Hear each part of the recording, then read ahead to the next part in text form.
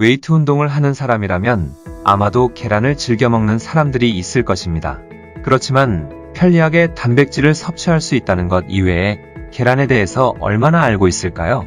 평소 계란을 즐겨 먹는 운동인에게 유용한 몇 가지 사실을 살펴보겠습니다. 첫째, 통계란이 테스토스테론과 단백질 합성을 촉진합니다. 어떤 사람들은 콜레스테롤과 칼로리 섭취를 줄이기 위해 노른자를 빼고 먹는데 근성장을 목표로 한다면 이것은 완전히 잘못된 것입니다.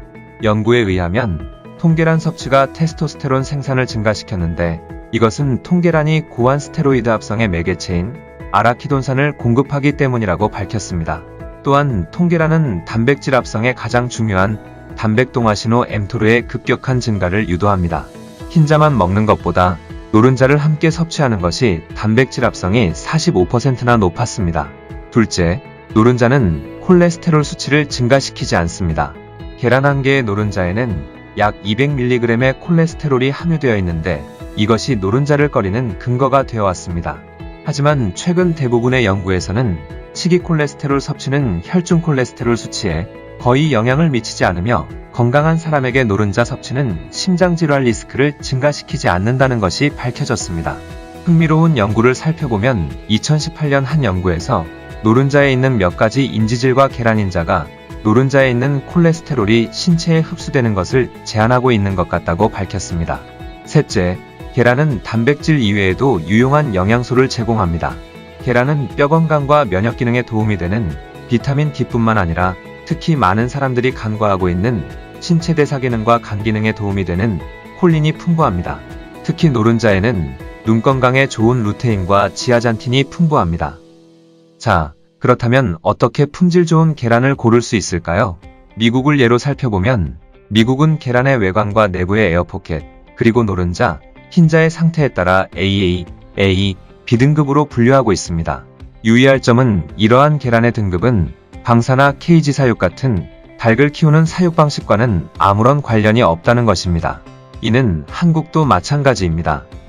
이제 가정에서 계란의 품질을 확인할 수 있는 방법을 알아보겠습니다.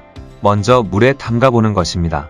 만약 가라앉아서 가만히 있다면 신선한 계란이며 움직이거나 물 위로 뜬다면 오래된 계란일 확률이 높습니다.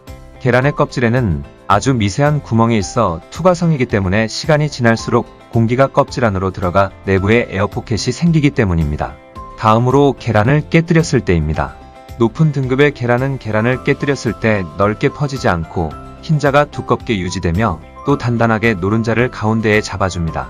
당연히 노른자도 봉긋하게 유지됩니다. 또한 노른자와 흰자의 경계선이 뚜렷하게 더블링이 유지됩니다.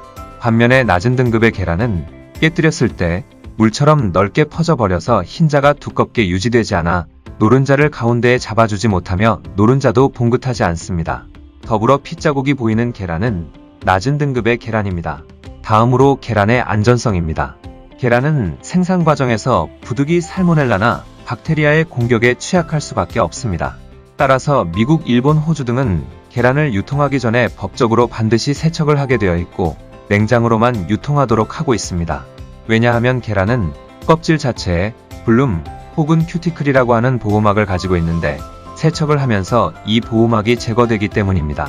반면에 유럽 국가들은 법적으로 모든 닭들에게 백신을 맞게 하고 이 보호막을 보존하기 위해 계란을 세척하는 것을 금지하고 있습니다. 또한 약 20도 정도에서 상온 유통하도록 하고 있습니다. 그래서 미국산 계란은 유럽에서, 유럽산 계란은 미국에서 유통이 금지되어 있습니다. 따라서 세척된 계란의 경우 반드시 냉장 보관된 것을 확인하여 구매하고 가정에서도 즉시 냉장 보관하는 것이 최선의 방법입니다. 또한 계란은 온도 변화에 매우 취약하므로 냉장고에 계란 거치대에 보관하는 것보다는 안쪽에 보관하는 것이 좋습니다.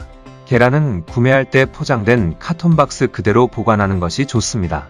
왜냐하면 카톤박스가 계란의 수분 손실을 방지하고 냉장고 안에서 다른 음식물의 냄새가 계란 껍질의 미세한 구멍을 통하여 계란에 배는 것을 방지하기 때문입니다. 간혹 보관 중 카톤박스가 젖어 있는 것을 볼 수 있는데 이는 에어포켓이 커지면서 계란의 수분이 껍질을 통하여 스며나오기 때문인데 계란이 상한 것은 아닙니다. 그러나 가급적 빨리 조리하는 것이 좋습니다. 간혹 날계란을 섭취하는 경우가 있는데 취급에 주의한다면 이를 반드시 위험하다고 할 수는 없습니다. 하지만 날계란을 사용해야 하는 음식이라면 가장 중요한 것은 깨끗한 계란을 사용하고 깨뜨린 후 즉시 섭취하여야 한다는 것입니다.